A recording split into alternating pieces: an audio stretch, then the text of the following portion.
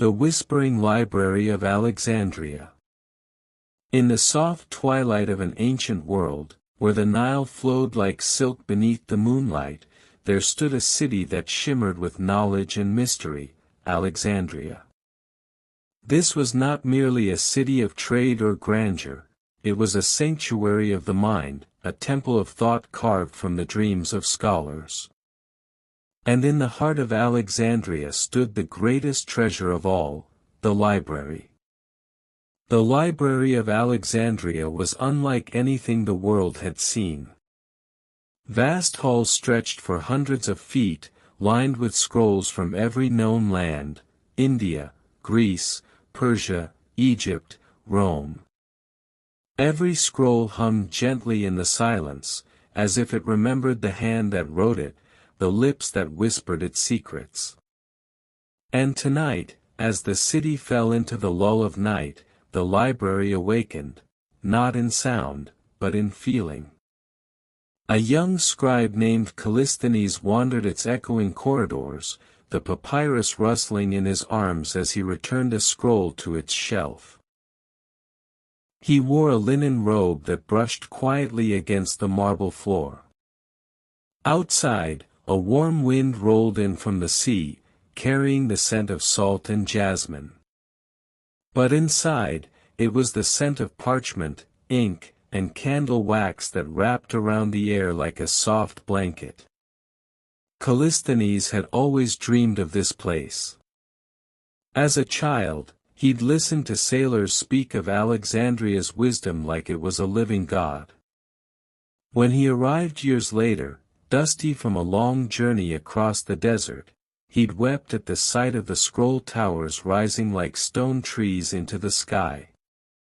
Now, he was one of the few who remained after dark, permitted to care for the most ancient texts.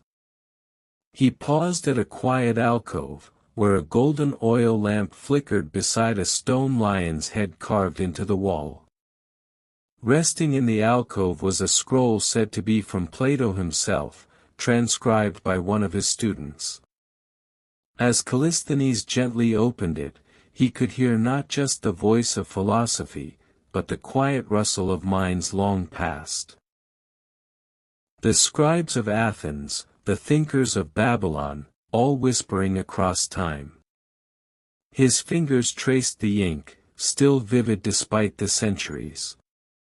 The words were familiar, but tonight, they felt different, like a lullaby spoken in a language older than sleep.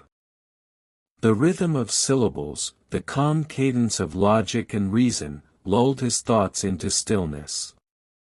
He sat cross-legged beside the lion's head and let the scroll rest across his lap.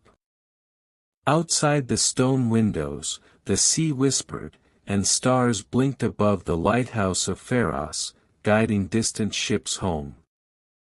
The scent of old wood and warm stone made the night feel eternal. And then came a sound, not loud, not jarring, but soft and musical. Footsteps, not of leather or sandal, but like a breeze brushing against paper. Callisthenes turned, half expecting a fellow scribe. But the corridor was empty. He smiled. The library was alive in its own way. Some believed the spirits of past scholars still wandered here, tending the scrolls, whispering forgotten words. Callisthenes liked the idea. Knowledge, after all, never truly dies, it merely sleeps until someone reads it again. His eyes grew heavy as he leaned against a warm pillar. The candlelight shimmered like golden fog, and the rows of shelves blurred into shadows. He let his thoughts drift, imagining what Alexandria had looked like in its glory, the philosophers debating by the harbor, the astronomers mapping stars on the temple roof, the translators working by lamplight to bring Sanskrit and Egyptian and Greek together. He thought of Hypatia, the great mathematician who once taught here, whose voice was said to calm even the loudest crowd. He imagined her walking beside him now, pointing out constellations in the domed ceiling or speaking gently about the music of numbers. The night deepened. A gentle breeze passed through the arches, stirring the scrolls so that they whispered together, a chorus of soft voices from every age, soothing, harmonious. Callisthenes closed his eyes, not to sleep but to listen better. In that moment, he could hear a lullaby made not of notes but of ideas, of truths and dreams and ancient wonder. Time passed slowly, like honey dripping from a jar. Dreams came.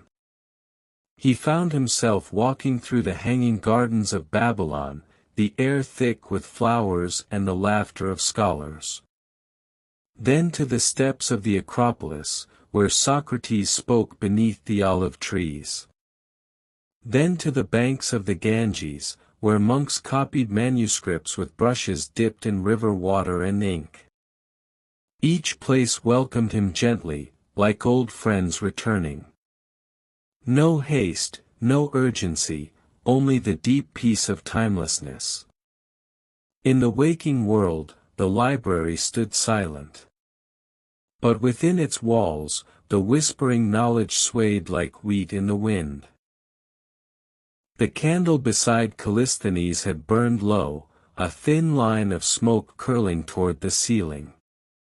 He was still, breathing soft and slow, the scroll gently folded beneath his hand. Outside, the waves lapped against the shore. The stars turned in their quiet ballet.